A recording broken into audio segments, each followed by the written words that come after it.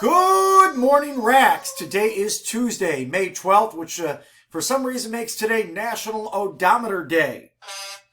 I don't know why. That's as good as I could find. Most of you don't even drive, so take that for what it's worth. Hey, three big things. Counselors Connect series. Mindful activity of the day is mindful walking.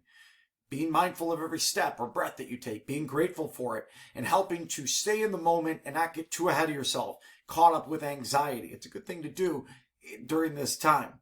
Hey, you might have seen Rex was on the news yesterday. A little bit of notions put out there about our one day at a time approach that we're using.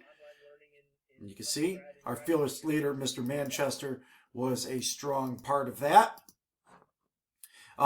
He also mentioned to you, many of you students in an email that you can fail the fourth quarter.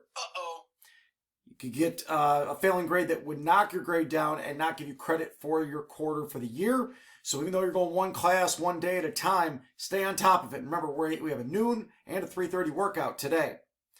Birthday goes to Luis Caballero with those cool shades. Right on, man. Happy birthday to you. Everybody have a great Tuesday, Rex.